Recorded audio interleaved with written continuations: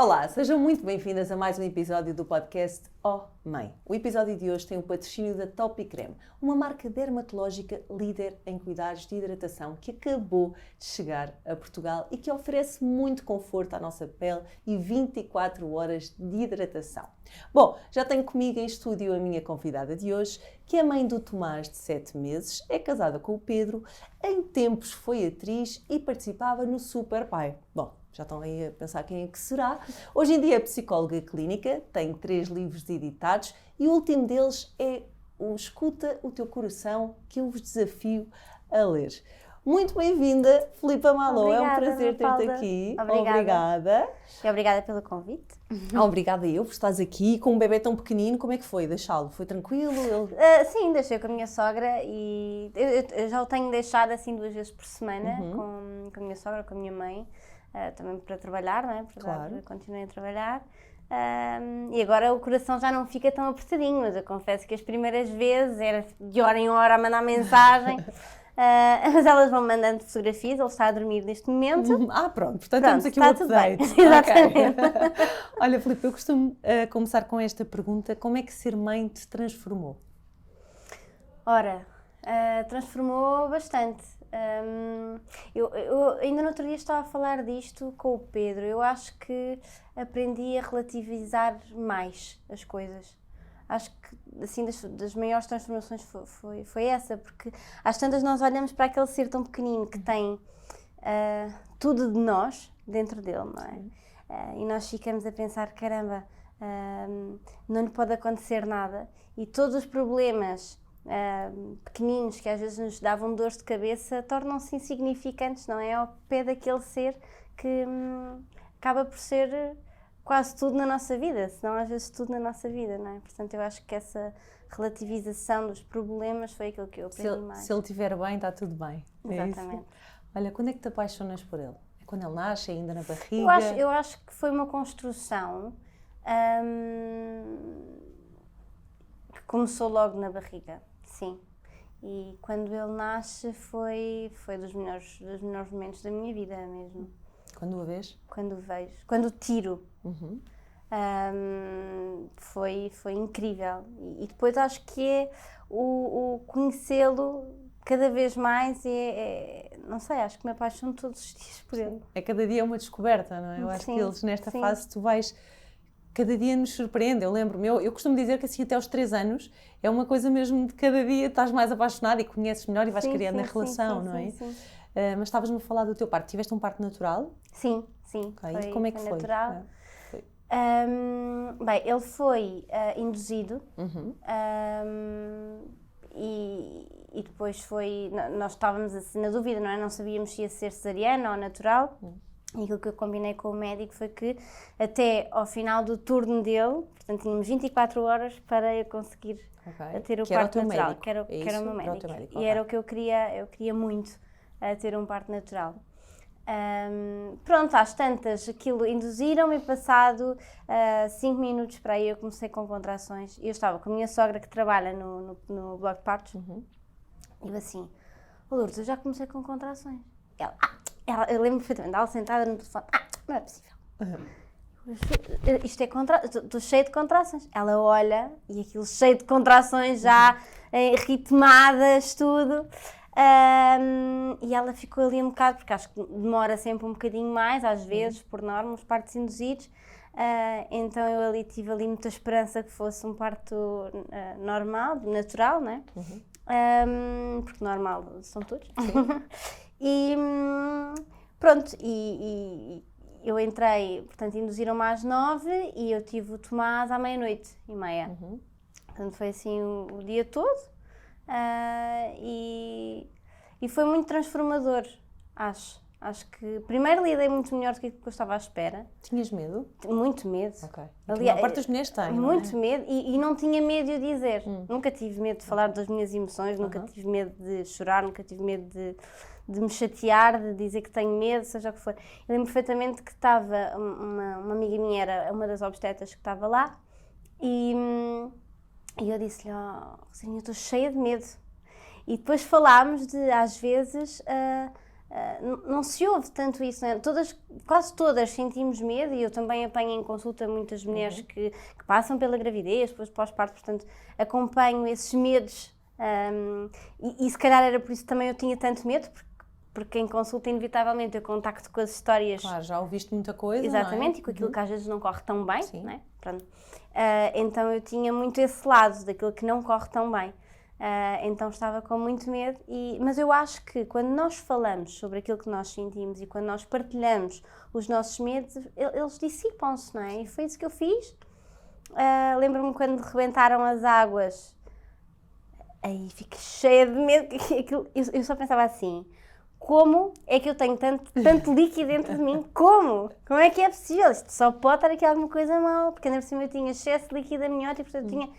Aquilo era um rio que estava a sair, uma coisa, desculpem lá, extremamente gráfico, mas era assim uma imensa água a sair, e eu lembro-me que foi assim dos momentos, se calhar, eu acho que foi o momento mais assustador do parto.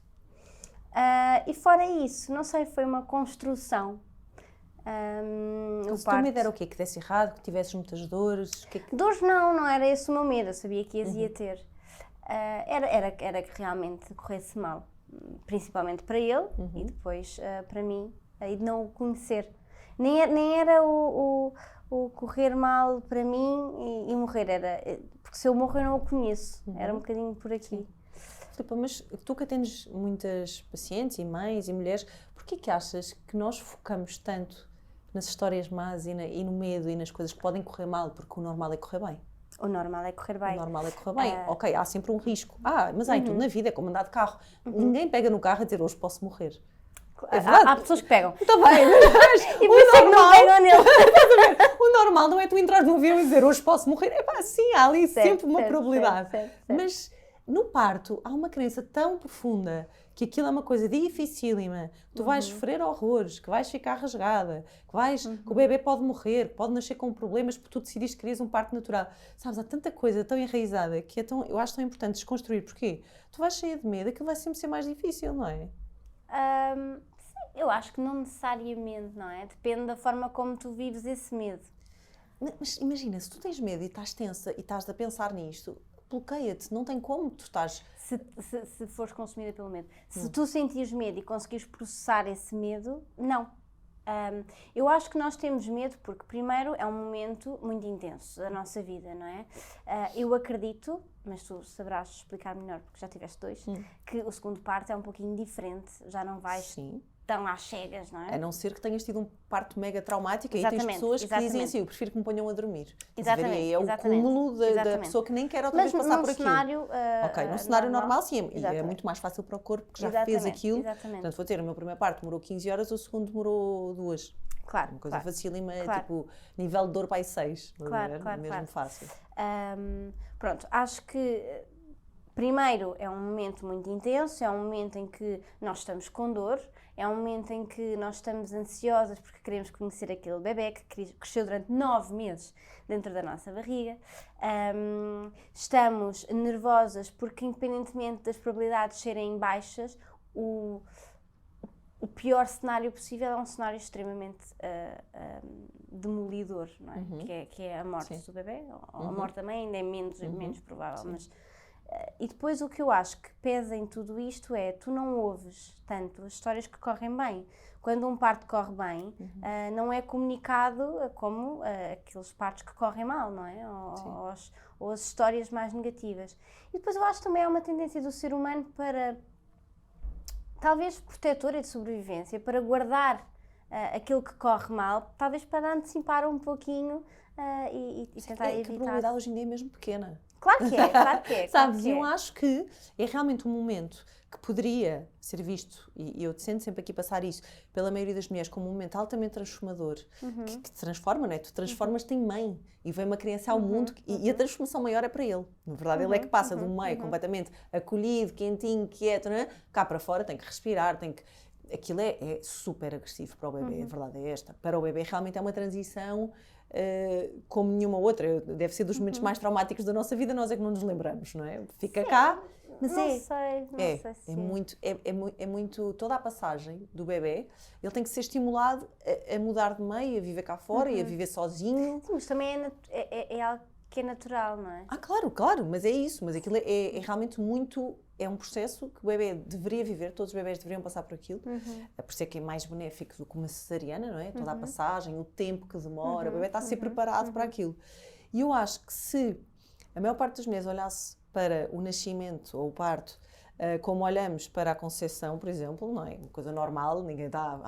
Também há muita gente que passa muita ansiedade. Sim, pronto, que não consegue, mas percebes? Deveria-se olhar de uma maneira muito mais transformadora e normal do que uma coisa que dá medo, ou que tenho medo da dor, ou quero fazer uma cesariana porque morro de medo, porque a minha mãe não conseguiu, porque não sei quem não conseguiu. Vamos lá, supostamente, se o teu corpo está ali, tem um bebê lá dentro, ele consegue sair. O normal é isto. É verdade. Eu por acaso dizia muito isto, que é, entrou, tem que sair. Mas o teu corpo não vai produzir um bebê que não consegue sair. A não ser, óbvio, tens aqui 4, 5% tens muitas variáveis, de casos em que sim, é preciso uma cesariana, ok? Claro, vais ter. Mas estamos a falar de 4, 5, 6% de necessidade de cesarianas. É muito baixo. Não sei, ok, a maior parte das mulheres vão conseguir parir normalmente e, por exemplo, no Brasil tens taxas de cesariana 90%. É sério? No privado, 90, 93. No privado quase só se fazem cesarianas. Pois, cá acho que não é tão alto. Não sei, eu tenho uma... Eu acho que nós não é impossível afastarmos do medo do parto. Eu acho até que esse medo por si só é muito transformador. Eu acho que toda a experiência é tão transformadora, até quando é traumática, não é? Exatamente pelo evento em si, e eu acho que o medo faz parte da magia desse... O medo é o que nos dá aquela sensação de vitória a seguir, não é? E isso por si só também é transformador. Se o medo não existisse, aquela sensação de caramba, consegui, e de nos sentirmos completamente empoderadas quando corre bem, com a ressalva de que às vezes não corre, realmente, e estou a fazer esta ressalva porque lá está, estou muito sensível a quando não corre bem, por ser isso que depois me chega ao consultório, não é? Claro. Mas aquela sensação que as mulheres relatam e que eu também senti de empoderamento de eu conseguir fazer isto, vem e advém do medo, portanto é proporcional ao medo sentido. Agora, nós podemos sentir um medo completamente adaptado e não termos medo de dizer eu tenho medo, estou com medo, mas conseguirmos sentir todas as outras emoções, das mais difíceis às melhores, porque também é um momento muito bonito, e podemos viver isso tudo de forma muito adaptada. Ou então podemos nos render ao medo e viver apavoradas sem sequer conseguirmos pensar ou conectarmos com o outro lado maravilhoso do trabalho de parto, não é? Então tu olhas para ele e apaixonas-te naquele momento? O meu filho? Quando olhas para ele? Já estava antes, não é? Sim. Mas acho que Mas aquele minuto, quando olhas, não é? Eu até tenho isso gravado, depois mostro-te no final. Sim. Mas é incrível. Primeiro eu já estava farta de fazer força, já estava muito frustrada. Frustrada é a palavra. Sim. Estava frustrada. Porque estava sempre quase. Sim. Foi muito tempo E eu expulsivo. Não, quer dizer, depois para ti foi, não é? Para ti foi uma imenso eternidade. tempo. Até eu pedi ajuda para me ajudarem a tirá-lo, porque eu já estava, estava sempre quase, eu já não tinha forças nenhumas. Claro, estavas exausta já. Já estava super cansada e eu pensava, sempre que fazia força, pensava, é agora. E não é. Mas está quase, Filipa, já se deu o cabelo. E eu do género, mas há quanto tempo é que está quase? Então eu acho que quando o vi foi... Ele não saiu a chorar, eu tinha aquela ideia de que os bebés saíam a chorar, porque o médico disse, anda cá buscar. Sim. E eu fui buscá-lo e depois, eu estava assim a olhar para ele. Primeiro, eu queria vê-lo, queria saber se ele estava bem, queria senti-lo, queria tudo ao mesmo tempo e foi do género, oh meu Deus, é o meu bebê. E foi incrível e foi maravilhoso.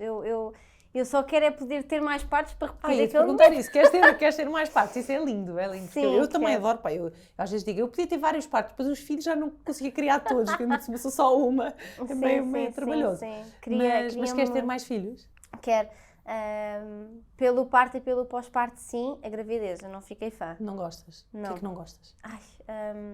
Primeiro eu já tenho a tensão muito baixinha, com a gravidez mais baixinha, portanto estava sempre em iminente desmaio, era uma coisa horrível, não podia estar. Por cima fiquei muito, o meu terceiro trimestre foi no verão, com o calor, eu não podia ficar muito tempo ao calor, ficava sempre a sentir mal, ou seja, sentia muito incapacitada, fiz uma barriga enorme.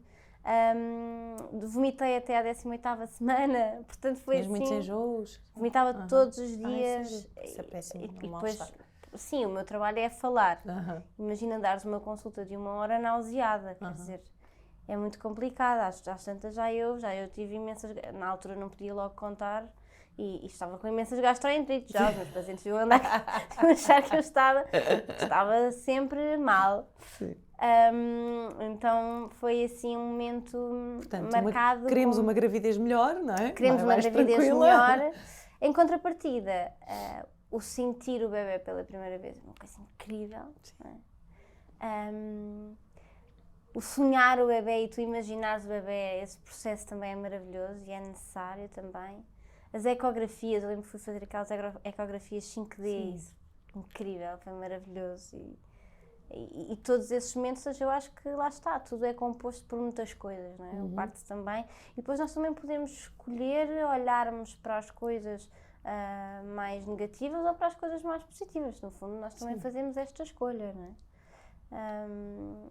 Filipa, o que é que não nos contam sobre o início de ter um bebê em casa? Há muita gente que diz, mas porquê que ninguém me disse que era assim? Que não dormes, que não comes? Sim. Sabes que eu lidei bastante bem com essas coisas, por acaso. E o meu filho ainda não dorme a noite toda, nem de perto. Eu tenho um com 4 que ainda acorda, espera lá. Chamar-me, mãe, estás aí? Pronto. Ou para fazer xixi. Sim. Mas olha, eu vou dizer a verdade. Aquilo que me custou mais, aqui com alguma vergonha, aliás, aquilo que me custou mais no pós-parto foi o ir à casa de banho. Não sei como é que foi para ti. Onde é que, quando estavas sozinha com ele? Não. No hospital, no pós-parto, ir à casa de banho. Sim. Não fazer xixi. Sim. Fazer cocó. Sim. Eu aí preferi que me tivessem avisado o difícil que foi. Não é? Acho que foi o mais difícil do pós-parto para mim, foi a superação desse medo, ainda por cima porque eu tive uma laceração grande, portanto era mais medo do que dor. Este foi um momento muito difícil do pós-parto e acho que se eu pudesse escolher o que é que eu queria que me tivessem antecipado, era isso. Eu achava que não seria um problema. Depois, em termos de emoções, de dormir, eu por acaso eu lido bem com a privação de sono e o meu bebê nunca foi fácil nisso e felizmente estou a lidar bastante bem. E depois o Tomás é um bebê que é muito tranquilo, é muito... não é um bebê difícil, portanto acaba por também ser mais fácil nesse sentido. Eu posso dizer que sou daquelas que acham o pós-parto uma altura mais fácil, olha, bem mais fácil que a gravidez para mim. Já apanhaste algum susto com ele? Olha, apanhei um grande susto, 2 grandes sustos. Foi, no primeiro mês ele fez cocó com sangue e aí fiquei muito assustada e era uma alergia à proteína do leite. Ou seja, eu tive que parar de comer laticínios e leite já não bebia, mas laticínios. E depois foi uma bronquiolite que ele teve no início deste ano. Daí também fiquei assustada. Mas correu tudo bem. E foi assim os 2 únicos sustos que eu apanhei com ele. E como é que foi em termos desta coisa do Covid? Tiveste grávida sempre em Covid? Ele nasceu também nestes tempos? Foi tudo bem? Para o pai pôde estar no parto e tudo isso? Ou não? O pai pôde estar no parto, sim. Eu achei que engravidar em tempos de Covid é muito solitário. Para além do pai não poder participar em todos os momentos, e por isso é que nós também íamos fazer as ecografias 5D, que era também para ele poder estar presente. Na altura ele nem podia estar presente nas ecografias normais no hospital. É um momento em que quer dizer, mesmo o estar com as minhas amigas, o ir às compras e comprar as roupinhas, teve que ser tudo online, teve que ser tudo muito isolado, foi uma coisa que me custou bastante e que eu falava bastante sobre isso com as minhas pessoas. E tinhas medo? Tinhas medo de apanhar Covid quando estavas grávida? Tinha muito medo de apanhar Covid e nos primeiros meses do Tomás também, ainda tenho um bocadinho, ainda não apanhámos, ainda tenho um bocadinho por ele, mas já estou mais tranquila, bem mais. Agora, quando estava grávida, claro, ainda por cima diziam que não sabia muito bem, não é? O que é que fazia aos bebés, agora já se sabe mais, mas na altura não, então eu tinha muito medo. A sorte é, eu trabalho a partir de casa, desde o Covid, portanto é fácil, o meu marido também, então estávamos mais consultas recordados. online, é Sim. isso? Atendes as Sim, pessoas? sim, agora sim. Okay. O que é que muda no teu relacionamento quando nasce o Tomás? Eu acho que o mais difícil é chegarmos a um consenso, por exemplo, na educação, nas comidas, no que é que se compra, nas rotinas. Eu acho que é um consenso, não é? E depois, claro, aquela ideia de que a mulher acha sempre que sabe mais que o pai em como fazer as coisas. Tu achas, é que eu sempre achei. Eu sempre achei, mas é o que vou dizer, o meu ex-marido, ele era realmente muito desligado e não tem mesmo jeito, estás a ver? Ele já tinha 2 filhas e ele nunca criou, tipo, ele não, é aquele que me diz, eu não sei tomar conta, podes pegar, tipo, o meu não tenta sequer fazer. Era isso que eu ia dizer, que é a mãe tem esta postura, mas o pai acomoda-se às vezes um bocadinho. E eu acho que esta junção é a mãe não compreende muito bem porque é que o pai se acomoda um bocadinho e eu tenho a dizer que o Pedro é super participativo, mas eu acho que, lá está, nós mulheres estamos à espera de uma proatividade que não é deles. Nós estamos atentas a pormenores do bebê que são automáticos para nós. Claro. Mesmo o instinto. E que para eles não. Okay. Então há aqui um confronto de expectativas, eu acho. Que é, apesar de eles estarem super prontos a tratar do bebê, é sempre considerado como uma ajuda. Quando tu querias imenso que ele dissesse, eu hoje vou embalá-lo e levá-lo. Do género, exato, ou seja, ter vou preparar umas papas exatamente. Hoje vou... e não ter que ser, ou seja, eu acho que nós temos eu acho que são mesmo expectativas que estão desfasadas, que é, nós sentimos aquilo e para nós é tão instintivo que estamos à espera que para eles seja igual e não é, de facto. Sim. Não é? Tal como para eles é muito mais fácil fazer aquelas brincadeiras loucas e para nós é super difícil. O que estás a fazer? Sim, andar tipo a fazer de cavalo e aquelas Exatamente. coisas. Sim, pois. E os dois lados são muito importantes. Por alguma razão isto acontece na natureza, não é? Claro. Porque realmente é só assim que se consegue um equilíbrio. E eu acho que o início em que há um confronto com esta realidade de a mãe espera uma coisa, o pai espera outra coisa e depois há um confronto, isso é difícil. E acho que em casal o que é importante é irmos falando sobre aquilo que estamos a sentir. O que acaba por adoecer o casal é o conformismo e o não falar sobre as coisas.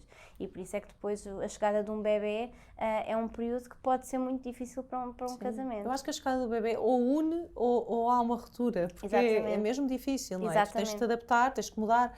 É difícil ter tempo para o casal. Eu lembro-me de não ter tempo para o meu ex-marido. Tipo, ele dizer, vamos ver uma série. Eu chegava dormia na introdução, estás a ver? Na apresentação da série.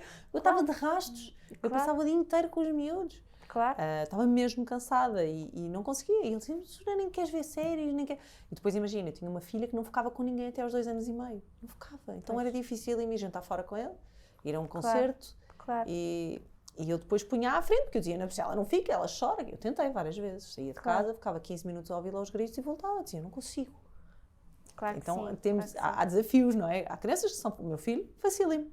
Claro super tranquilo. Claro que sim. Ela não... E parte do casal também ir se adaptando, não é, ao bebê que tem, não é? Pode-se não ter tempo a dois, quer dizer, quando o bebê está em cesta conseguimos ter um tempinho a dois, mas pode não se ter um tempo a dois como se tinha, por exemplo, para ver uma série ou para ver um filme, que é sempre mais difícil, mas quer dizer, há também momentos em família que também podem unir o casal, portanto é tudo uma questão de perspectiva.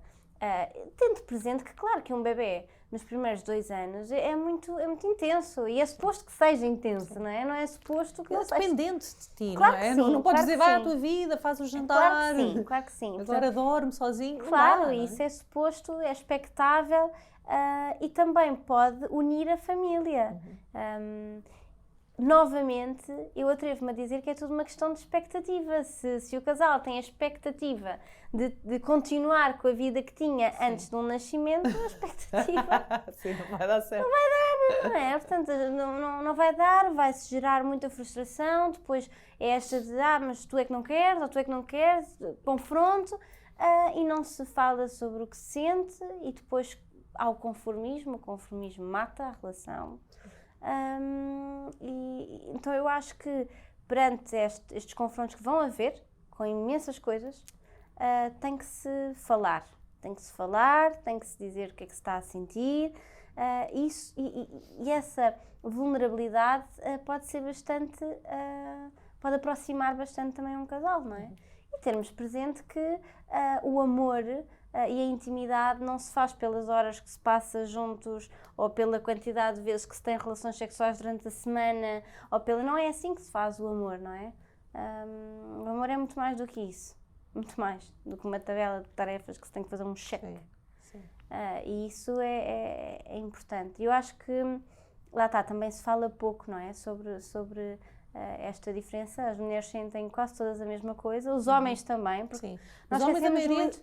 sente que foram excluídos. Exatamente. Agora só quer saber do bebê, não sei o quê, fica ali. Também é muito difícil. Sim. Isto também é muito difícil. E depois há outra que é, os homens também sentem que são excluídos, não só porque as mães têm um instinto para elas nos primeiros meses, só o bebê importa, é verdade. E também não está certo. Sim, mas hormonalmente às vezes tu ficas mesmo, não é? Ali no início completamente. É uma coisa quase animal, não é? De proteção do bebê e tipo, se eu não cuidar bem vai morrer. E há mães que ficam mesmo com muito medo, não é? Que aconteça alguma coisa. Mas é normal e é bom também.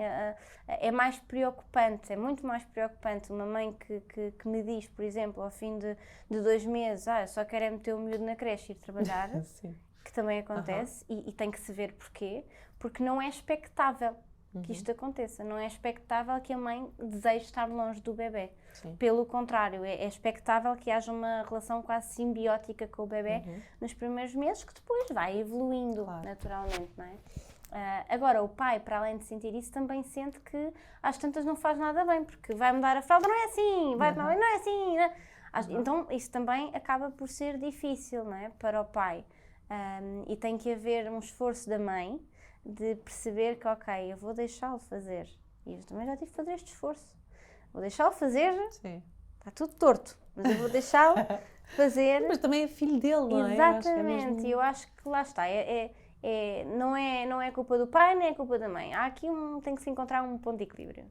Mas achas que os homens ainda não estão muito preparados? Porque nós vivemos numa sociedade que prepara os homens para serem homens, não é? Para irem trabalhar, para serem os que sustentam a casa. E vimos aqui, há pouco tempo atrás, nossas avós ficavam em casa ainda, não é? Portanto, este passado ainda está muito em nós. Ainda está aqui muito nos nossos antepassados, muito recentes, não é? Portanto, achas que ainda há isso? Há poucos pais, não é? Que são, tipo, mega pais, aqueles... Sim, lá está. Eu acho que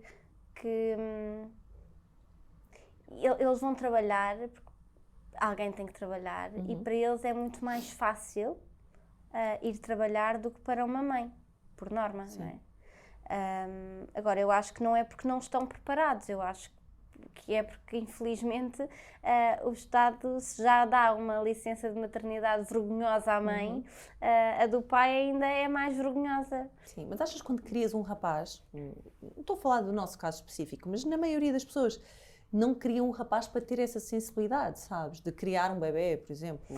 Porque eu acho que, lá está, novamente, eu acho que as expectativas são diferentes. Eu acho que nós não podemos esperar, e por isso é que não é a norma, se bem que há pais que têm esse papel, não podemos esperar que o pai tenha um instinto igual ao da mãe. Sim. Nós criamos também aquela relação toda durante 9 meses. Além do instinto, não é? Tu já tens uma ligação com o bebê. O pai de repente vê-o aparecer. Olha, aqui está. Exatamente. Por isso é que as ecografias são muito importantes e o pai estar presente. Por isso é que o ouvir o coração é importante, porque o pai também tem que sonhar o bebê, mas é diferente, o pai não sente o bebê, a não ser quando a mãe diz, olha, está aqui, vem cá, o pai instintivamente não sente, não é por acaso que os bebês, quando nascem, costumam ser mais parecidos com o pai, depois é que acabam o pai saber que é deles. Exatamente, mas tipo, é mesmo meu. Mas é para ajudar a esta vinculação. Sim. Como é óbvio que os pais sentem de forma diferente, mas isso não significa que não sintam, só não sentem igual à mãe. E não há um certo nem há um errado, há um sentir diferente. Eles também não percebem muitas atitudes que nós temos, não é? Os nossos ataques de raiva, de repente, nós não conseguirmos ir jantar fora nos primeiros meses do bebê. Há muitas mulheres que não conseguem, eu só consegui, acho que a primeira vez foi ou com 5 meses ou com 6 meses, porque era uma coisa que me deixava ansiosa, portanto eu escolhi não o fazer. Claro que também não é facilmente compreendido, então, mas são umas horas. Sim. Vai ficar bem, não é? Está tudo bem. Sim. E esta ansiedade também não é compreendida num plano imediato, tem de ser falada. Portanto, eu acho que tal como nós... Era aquilo que eu estava a dizer, tal como nós temos alguma expectativa que eles sintam como nós sentimos e que isso depois é quase... os super pais são aqueles que sentem como a mãe sente, como não deveria ser, porque o homem não é suposto que o homem sinta como a mãe sente, não é? O contrário também acontece, eles também não percebem muitas atitudes nossas, ou quando eles estão a atirar o puto e nós temos quase um ataque cardíaco, não é? Eles não percebem, tu só a brincar, acalma-te lá um bocadinho. Porque tudo em nós, quer dizer, claro, nós ficamos todos imóvel, em modo estado. Eu jamais faria aquilo é perigoso. A vermos que o bebê vai cair e vai bater com a cabeça naquela esquina e depois não sei o quê, eles não fazem este raciocínio.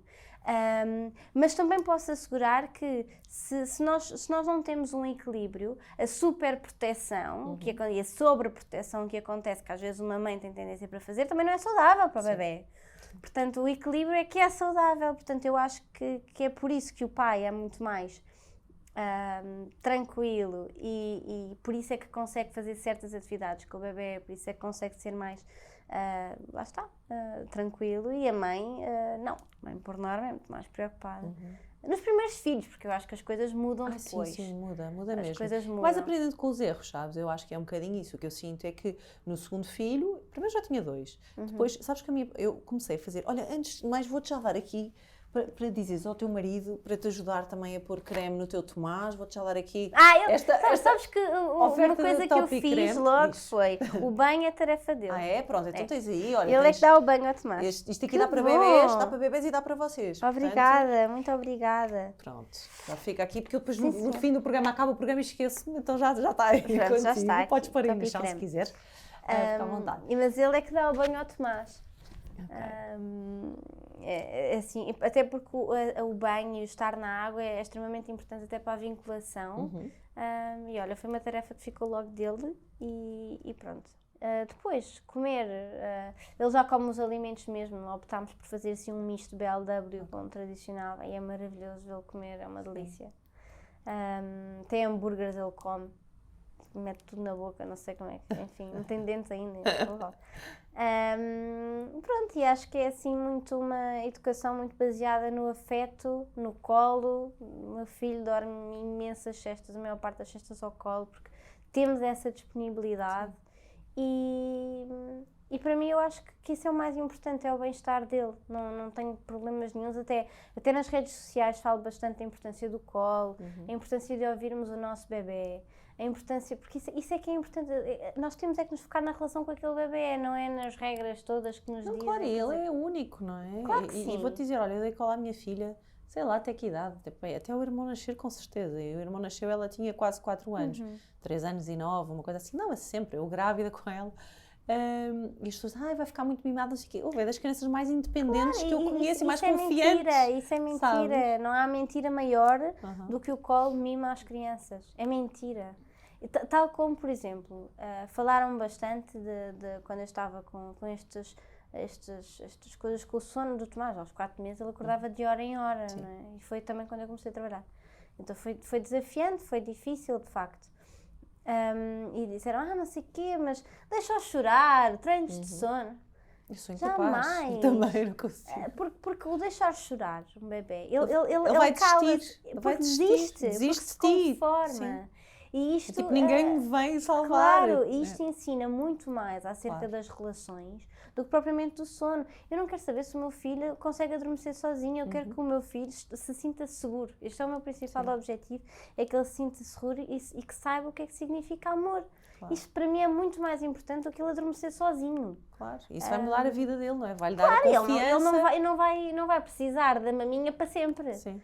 Portanto, tal como não vai querer ficar na cama dos pais para sempre, tal como não vai querer ir ao colo para sempre. Mas quer dizer, nós também queremos colo. Quantas não são que nós aninhamos no colo? Não, e dormimos juntos, não é? Claro que sim. Portanto, em casal tu dormes com o teu claro. marido. Portanto, é uma coisa que é normal, não tem nada de...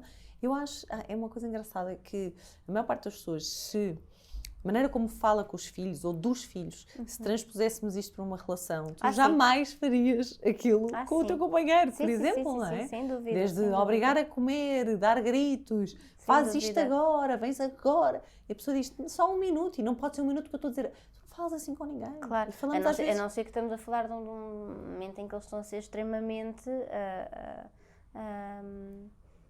ditadores, não é? Que às vezes as crianças passam por este momento. É assim, nas crianças eu acho que é preciso novamente um equilíbrio muito bem feito, que é... E difícil. Eles não deixam de ser seres humanos, portanto têm que ser respeitados. Mas as regras e as rotinas são organizadoras. Sim, faz-lhes falta. Exatamente, ou seja, eu critico um pouquinho aquela parentalidade demasiado positiva por causa disto. O dizerem que não se deve dizer não a uma criança, para mim é inconcebível, porque nós na sociedade o não existe, é uma palavra. Não, mas eu acho que é a coisa que eu mais digo. não, quando eles são assim pequeninos, não é? Porque é cuidado, não sei o quê. Exatamente, o não é uma palavra que existe. É quando, eu acho que às vezes nós caímos, nós andamos em extremos, não é? Que é, para tentar contrariar uma educação extremamente autoritária e rigorosa, que não é benéfica, estamos a caminhar para um extremo oposto, que é demasiado liberal. Quando no equilíbrio é que está a chave, não é? E eu acho que aquele género demasiado autoritário é assim porque sim, e não se explica e não se negocia, e não acho que seja o caminho por aí, porque aquele bebê ou aquela criança vai crescer com medo dos pais. A base é o medo aí, não é?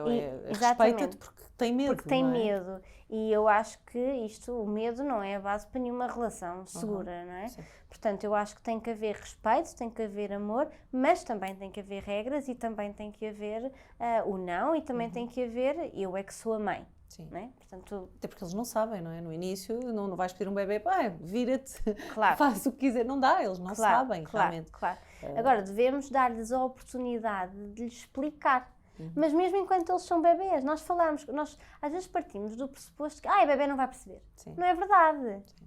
Mesmo que não compreenda totalmente, ele sente-nos. Sente. E quando nós falamos com o coração, até mais do que nós, sente. não é? Porque eles são altamente intuitivos, não é? Exatamente. Portanto, eles sentem. E nós devemos falar com os bebés. E quando estamos chateadas ou frustradas, às vezes há aquela coisa de ficamos chateadas ou frustradas e de repente o bebê berra ainda mais e de repente...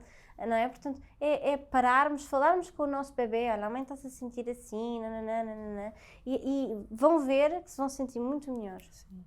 Muito importante falar das emoções com eles, não é? A minha filha é ótima a falar de emoções, é melhor que eu, se calhar, sabes? Porque eu sempre falei, e uma coisa que eu costumo dizer que é, nós na maternidade erramos quase todos os dias. Ou seja, assim, é verdade, há ali um momento em que tu não tens paciência, em que tu falas mais alto, em que tu... Mas isso não é um erro, sabes? Não, mas eu lido muito bem com isso, porque sei que é assim, claro. Ok? Mas o que eu faço sempre que eu erro com os meus filhos, eu peço-lhes desculpa, porque é uma coisa que me vem automaticamente, ou seja, eu sei perfeitamente quando erro, ou quando não erro, ou quando fui injusta, ou quando achei que ela tinha feito uma coisa e afinal foi ele e sou capaz de ralhei com ela porque costuma ser ela, sabes, coisas básicas, mas sempre também mostrar que eu erro. Claro que eu não tenho a razão, eu não sou de ferro, eu não sou herói. E quando pedes desculpa, eles aprendem que é ok pedir desculpa, não é?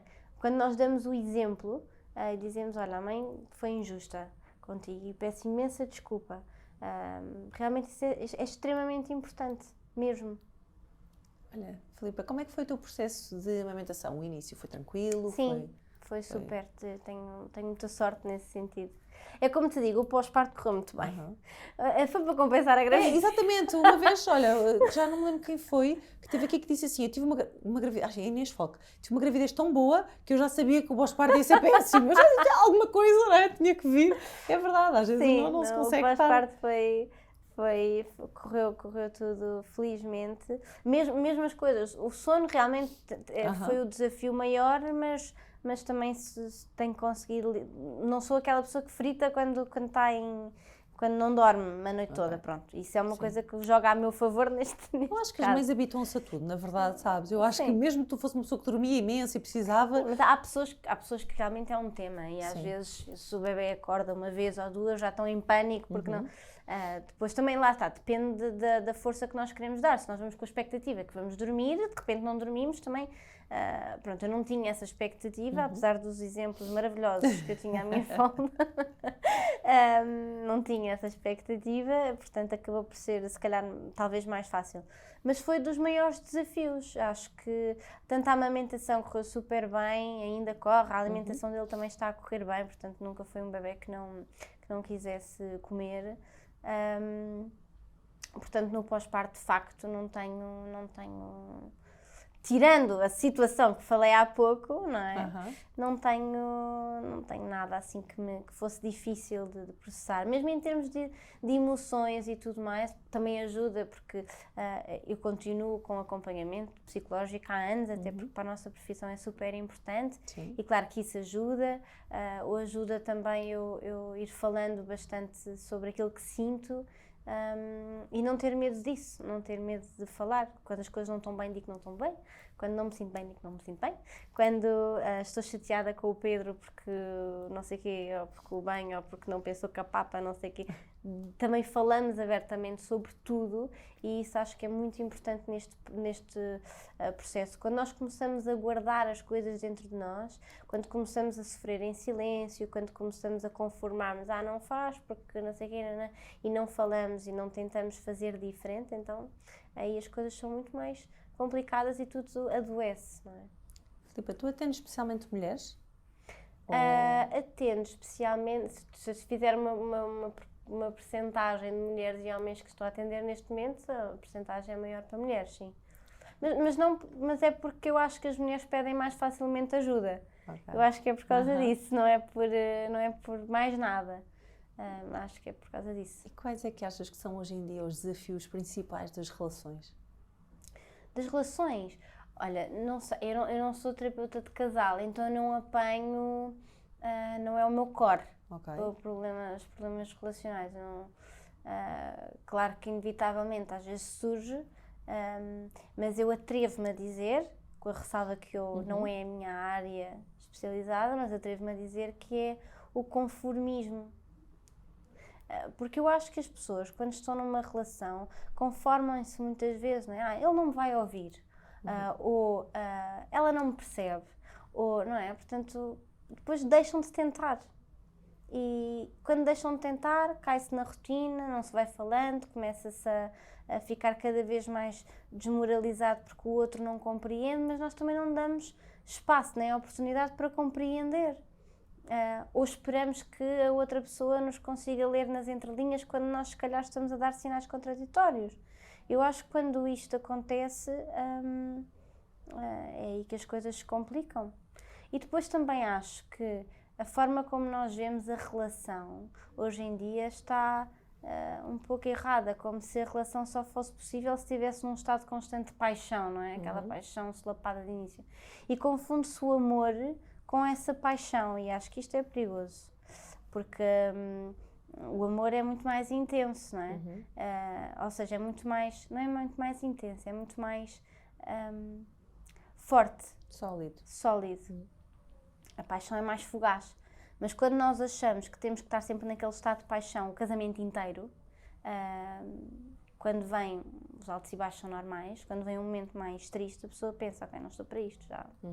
Achas que se descarta mais facilmente as coisas? Acho Eu acho que estamos a viver um bocadinho nessa era, não é? Das coisas rápidas.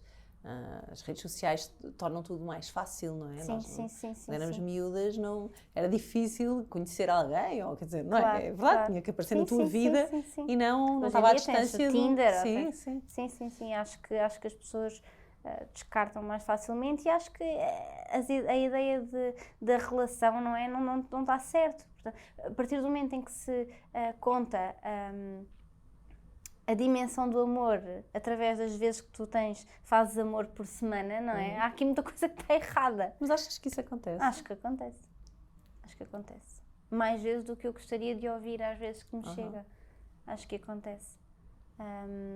E mesmo em conversa, não foi recente, há um ano talvez, com uma amiga minha que faz terapia de casal, isso é uma coisa que vem muitas vezes, não é? Muitas pessoas queixam-se, já não quer fazer ou não me apetece. Exatamente. Okay. Como se o não apetecer fosse sinal de falta de amor. Quando não é, quer dizer, quando vem um filho, é normal que não te estás cansada ou cansado. Ou tens ali um filho. Claro, porque isto dá para ambos os lados, não é só a mulher, que às vezes nas séries e tudo retrata-se que a mulher é que tem dores de cabeça. Os homens também podem ter, não é? Sim. Ou problemas também. Exato, dores de cabeça entre aspas, claro. Mas problemas no trabalho, não é? Claro, às vezes... ou estão cansados ou cansadas ou não apetece. Mas quer dizer, o amor não vive das vezes com que se faz determinada coisa, ou das vezes com que tu vais jantar, ou das vezes com que tu vais tirar um fim de semana, não é? Eu acho que falta, sabes o quê? Verdade e comunicação. E cumplicidade, não é? A maior parte das pessoas é difícil tu dizes assim, olha, agora estou a gostar menos, olha, agora sinto-me... Pode ser uma coisa só tua, pode ser um processo só teu, e normalmente são processos nossos e não do outro, não é? Muito mais está relacionado só connosco do que há alguma culpa ali no outro. E nós vemos ali muito no outro o nosso espelho, e os nossos problemas, as nossas coisas. Então é difícil às vezes conseguires olhar para a pessoa que tu gostas e tens medo de magoar ou até de perdê-la ao dizer, olha, eu agora não estou tão apaixonada ou estou a sentir isto e aquilo, o que é que podemos fazer? As pessoas começam-se a retrair e tentam, eu vou resolver isto sozinha, e depois a outra pessoa não percebe, está estranha. Claro, mas às vezes a falta de o não estar tão apaixonada, às vezes pode camuflar o estou chateada contigo, mas não te fui dizendo, não é? Sim. Fui-me chateando devagarinho. Sim. Acumulando coisas. Foram as coisas que foram acumuladas e eu não fui dizendo, porque não era importante, ou porque ia gerar discussão, ou porque isto, ou por aquilo, e às tantas já está uma grande bola de neve e as pessoas estão chateadas uma com a outra, e quando nós estamos chateados não nos apetece fazer amor, logicamente, não é? E eu acho que, por isso é que eu acho que se deve falar logo, mesmo que se discuta, a discussão não faz um casal infeliz, não é? É uma discussão saudável, não faz um casal infeliz. A falta de discussão e de confronto é que sim.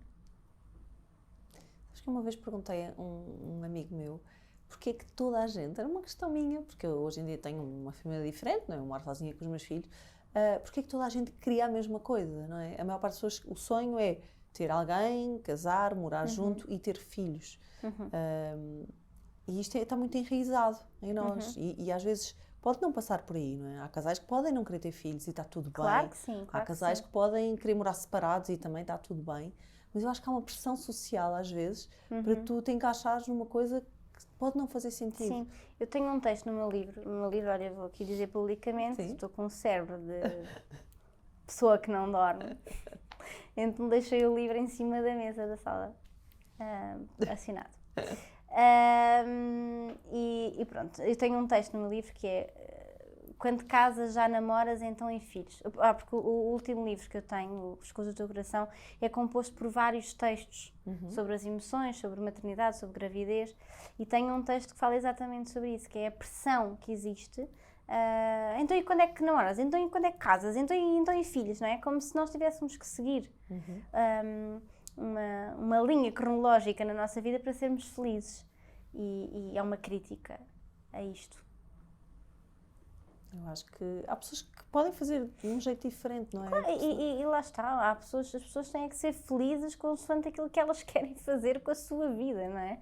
Nós não temos que casar, ter filhos e não, pode ser ter um cão, por exemplo, podes andar a viajar pelo mundo, sozinho ou com alguém, e podes não querer ter filhos, não é? Claro que sim, há uma pressão. Claro que sim. E eu costumo muito dizer aqui, eu acho a maternidade o melhor, meus filhos são tudo na minha vida, mas é dificílimo. Eu acho que, sinceramente, eu consigo olhar e dizer, acho que há pessoas que não estão preparadas para isto, ou que podem não, e aquilo não dá para desistir, não é? É verdade, é porque, Sim, é verdade, não dá para dizer mas é agora assim, não quero mais. Sim, mas há ajuda que nós podemos Claro, ter, não pedir é? ajuda. Mas é verdade, Pedir mas eu percebo perfeitamente uma pessoa que diga, eu não quero ter filhos, eu quero viajar o mundo e não ter preocupação. Para ela e está tudo certo. Porquê é Sim. que nós temos que ter filhos, não é? Não temos, na verdade. Sim. Nós não temos que ter filhos.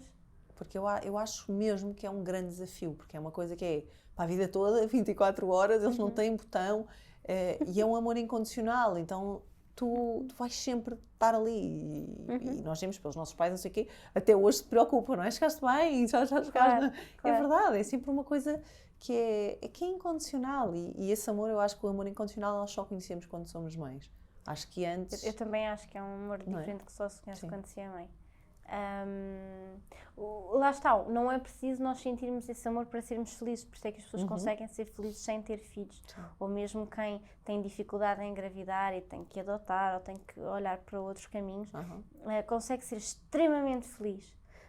Tão ou mais feliz que alguém que tenha filhos. Mas eu também concordo e tenho de o dizer que de facto é um amor que é diferente de todos os outros. É um amor que é muito diferente. E aí, nesse trabalho que estavas a falar, é também baixar as expectativas, não é? Porque se a tua expectativa da coisa que tu mais queres na vida for ter filhos e não conseguires, se calhar depois é muito difícil. Conseguir ser feliz. Então muito é difícil. Perceber que há coisas também que tens que conseguir eu acho superar que é isso. muito importante pedir ajuda e depois, lá está, pensar na vida através de uma outra perspectiva, não é? Que há muitas outras coisas que nós fazemos e que nos permitem ser tão ou mais felizes. Para além de que nós sermos mães, não temos que ser mães só de um ponto de vista biológico, não é? Podemos ser mães de um outro bebê, podemos ser mães de animais, podemos ser mães de uma causa, podemos ser mães de um projeto, portanto nós podemos ser mães de várias formas. E acho mas acho que quando nós estamos... Eu acompanho algumas mulheres que têm alguma dificuldade em engravidar e que de facto estão nessa fase da pré-conceição durante algum tempo e é muito difícil. É muito difícil para a mulher e para o homem. Sim. Para ambos. Eu acho que já apanhei muitas. Eu, em tempos, tive um projeto em que tinha muitas alunas que o que acontecia era quando elas desistiam, era quando elas conseguiam. Quando tiravam aquela pressão. Sim, mas às vezes isso não acontece. Não, claro. Mas era uma coisa que acontecia muitas vezes, sabes? Quando estás tão focada e aquilo, estás tão já bloqueada e achar não vou conseguir isto e aquilo, e depois uma hora... O corpo e a mente estão intimamente ligados, não é? Não existe um corpo e não existe uma mente, existe um todo. Portanto, é expectável que uma coisa influencie a outra, não é? Quando nós estamos tensos, contidos, super ansiosos, cheios de stress, é normal que o corpo não se sinta num lugar propício a conceber uma vida, não é? Sim. Agora, fazendo a ressalva, porque eu acho que às vezes as pessoas também dizem, sei que não era este o sentido da conversa, quero só aqui deixar a ressalva, que é, às vezes as pessoas dizem, mas relaxa que isso acontece. Às vezes não é verdade, não é? Às vezes não acontece. Pronto, claro. Às vezes não acontece. E por isso é que é muito importante perceber se passa alguma coisa, se não se passa, o que é preciso fazer e não deixar andar. Quanto mais se deixa andar, mais a ansiedade vai aumentando, quer dizer, é contraproducente, não é? Portanto, é importante também ir ver, juntamente com os médicos assistentes, o que é que possa estar a acontecer, ou se realmente está tudo bem. Aquilo que me disseram foi que a média para engravidar é de 6 meses, acho eu. A média. Portanto, há pessoas que demoram muito mais, há pessoas que demoram muito menos. Há pessoas que foi à primeira. Olha como foi Também, o meu caso. eu. Pronto. Nós ainda nem tínhamos casa sequer e eu pensei, vamos demora. Vamos começar a tentar. Pronto, no mês seguinte, Pois, eu nem queria acreditar. Eu fiz o teste zero romântico. Às vezes perguntam, como é que eu contei ao Pedro? Zero romântico. Eu tinha certeza que ia dar negativo, porque foi logo à primeira e eu tinha certeza, não podia ser. Não podia. E fiz só naquela o período nem estava atrasado, eu pensei, bem, eu não quero pensar nisto, vou comprar 2 testes, um para este mês, um para o próximo, só para ver. E fiz e apareceu uma linha ténue e eu assim, Pedro, Pedro, olha aí. E ele, isto não é possível. Pois não é possível. Mas a linha está cara. Se calhar é possível. Ele, não, mas não é eu, pois não é. Depois eu continuava a olhar para o teste e eu, mas olha que eu se calhar vou fazer outro só para ter a certeza. Fiz 4 testes nesse dia. Sério? Só para ter a certeza. Tu achavas mesmo que não era. Achava mesmo que não era possível. Estão tudo errado. 4 Sim, testes. não era possível. Eram todos positivos? Todos. Aliás, os últimos 2 eu comprei aqueles que dizia mesmo, grávida. Esse aqui é de semanas, aqueles 2 semanas. E esse comprei e fiz e eu pensei, não, oh meu Deus, isto está mesmo a acontecer agora. Estava preparada para que demorasse mais um tempo, ou seja, eu estava numa fase da vida em que nem dava, naquela altura, tive que alterar imensas coisas, não é? Porque, obviamente... Sabes, também nunca há uma fase certa, na verdade. Nós estamos Nunca sempre há, em processo de várias coisas. Claro. Ou é a mudança de casa, ou é um novo emprego, ou é não sei o quê. É verdade, olha, eu, do meu filho, Martim, do mais novo, foi muito engraçado, que eu estava no Brasil e vou tomar, estava a haver um surto de febre amarela e vou com a minha filha para tomarmos a vacina. Na verdade, eu não ia tomar, ia só tomar ela, ela vai tomar e o homem olha para mim e diz, você já tomou? E eu, não. Ele olha para mim assim, está grávida? E eu, não. E ele, não está mesmo? Eu, não. Ele, ok. E deu uma vacina. Aquilo ficou-me na cabeça, estás a ver? Porque imagina, está grávida. E eu olhei para ele, óbvio que não, acho que não é? Chego a casa, fui comprar um teste. Chego a casa, fui direto à casa de banho, porque fiquei com aquela coisa na cabeça, agora tomei isto, não podia, se tiver, olha...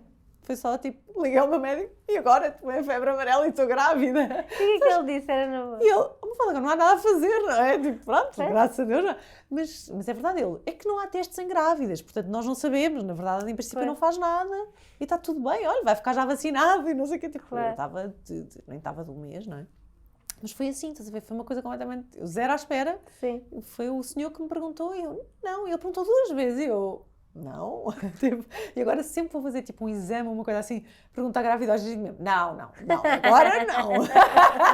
Mas sabes, como sempre aquela coisa de quando fazer uma ecografia, está grávida? Não, agora não estou mesmo.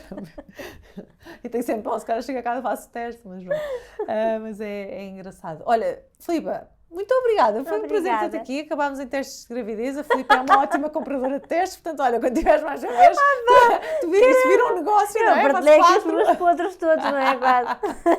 Achei mesmo um prazer e acho que é mesmo importante falarmos abertamente, das coisas boas e más sim. E da maternidade e de saúde mental, acho que as pessoas precisam, o meu objetivo aqui é mesmo chegar a mais mulheres e trazer-lhes que toda a gente que tenha ajuda que não tem, que é uma supermãe, que é difícil e que todas temos, e que as coisas não correm como vem nos livros, e que é importante mesmo é falar e partilhar. As emoções não devem ser desvalorizadas, não é? Sim. Eu acho que agora, assim, eu sei que estávamos a terminar, deixa-me só uma parte, eu acho que as pessoas falam muito também da depressão pós-parto e tudo, quase como uma normalização da depressão pós-parto. Eu só queria deixar a ressalva de que uma depressão, seja durante a gravidez, pós-parto, pré-parto, sem parto, é uma depressão e tem que ser tratada. Claro. E por ser uma depressão pós-parto e por se falar e por ter uma componente hormonal, existe porque há fatores de risco. E os fatores de risco não é só ter existido uma gravidez ou estarmos num pós-parto. Portanto, uma depressão pós-parto é diferente de um baby blue, não é? Não passa assim em poucas semanas, em poucos dias. Portanto, sim, não pode ser desvalorizada. Não pode de todo ser desvalorizada. Até porque há um bebê para ser cuidado e uma mãe mais frágil. E até porque afeta a relação com o bebê. Portanto, e a relação da mãe com ela própria e a relação da mãe com o marido. Portanto, porque a relação com o bebê não é a relação mais importante, não é? Todas as relações e a vida daquela mulher e o bem-estar daquela mulher são muito importantes. Portanto, é muito importante nós não termos medo de falarmos sobre as nossas emoções, mas também de procurarmos ajuda quando alguma coisa não está bem. E principalmente durante a gravidez, se vemos que não estamos bem, é começar logo, porque há muitas depressões pós-parto, que já eram depressões antes, e que não se deu a devida atenção. Não, eu acho que é sempre importante procurar ajuda, se a pessoa puder fazer terapia, eu sempre que preciso, realmente às vezes as pessoas, porque não me dá jeito de gastar este dinheiro ou não sei o quê, eu acho que é um dinheiro investido em ti, nada paga o teu bem-estar emocional, porque e tens doenças, fibromialgias, coisas que se desenvolvem, se tu não te tratares, não é? Depois já não há volta a dar. Então, portanto, se sentes, se precisas, é procurar ajuda, grupos, o que seja, mas realmente investigar e procurar, porque nós sentimos. Se nós nos conectarmos a nós mesmos, nós sabemos quando é que não estamos bem. Portanto, é mesmo importante procurar e pedir ajuda e falar. Sim, sem dúvida. Filipa, foi um prazer, muito Mafalda, obrigada. Um beijinho para o Tomás e olha, na próxima gravidez depois vens aqui contar mais coisas. Combinado. Um beijinho. Um beijinho.